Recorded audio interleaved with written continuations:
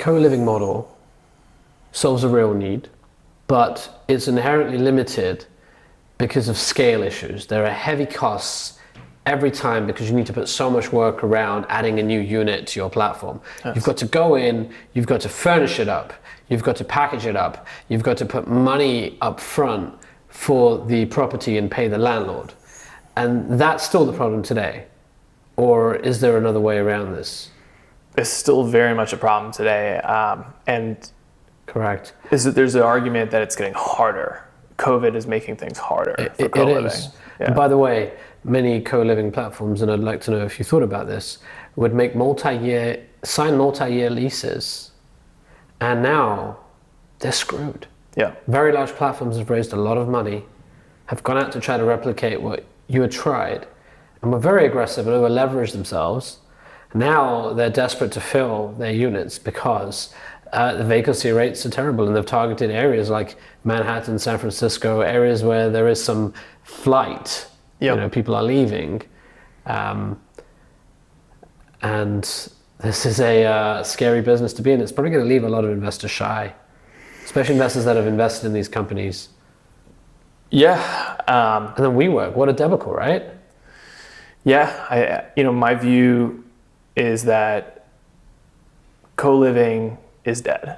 How do you feel about that? You were the first person really to see the opportunity with co-living.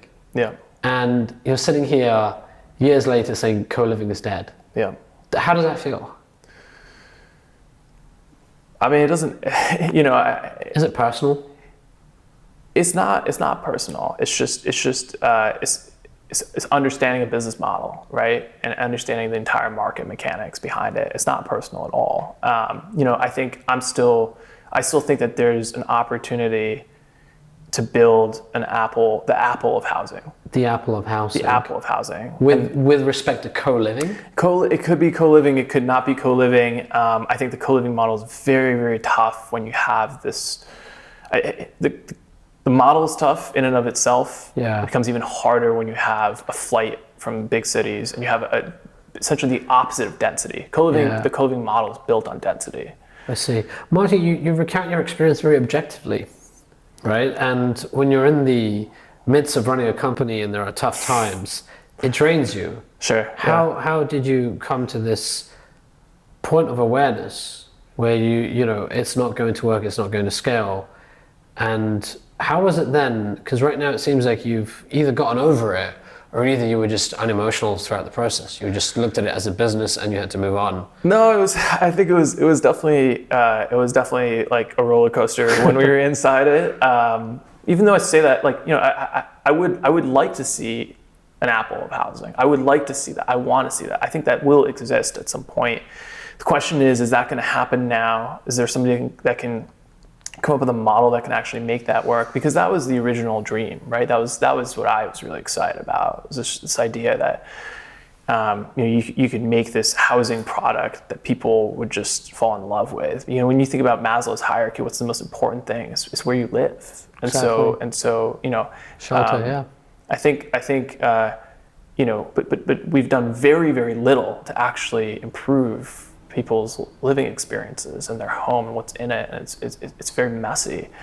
So that was the original dream, and I'll be back. I will be back. I think that you're going to start another company. You're going to go for the Apple of housing. What are you saying when you say I'll be back? Not yet. Not yet. I think in order to take that on, you need to bring a lot of capital to the table. Correct, you do. And in some ways, my thesis is a lot of PropTech businesses might not necessarily be ideally venture-backed businesses. They might be private equity-backed businesses instead. Yeah. And you need to have a ton of capital so you can go out, land grab, reach a critical mass. And at that point, you've created this huge network. Yeah. If you try to build this lean, it's tough. And I'm torn. I'm a VC myself now. And I don't like businesses that have these large costs associated with it. But then I'm also a real estate investor and I like to do that part. So it's tough figuring it out. I've seen a lot of companies actually split their business into two. What they'll do is they've got the core platform, which they'll raise venture funding for. And then they've got the acquisition part, where they'll literally set up a SPV or a fund, and they will go to traditional investors and say, we're looking to buy real estate. Yeah. It will be for sole use through our platform. Yeah. And that's how they're doing it. And this is very common in PropTech, but access to capital is key.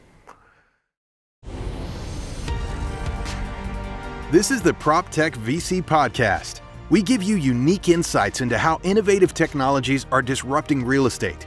We interview top entrepreneurs, investors, and knowledgeable experts to share the inside scoop in this fast-moving industry. It's hosted by leading PropTech VC, Zain Jaffer. Let's dive into today's content.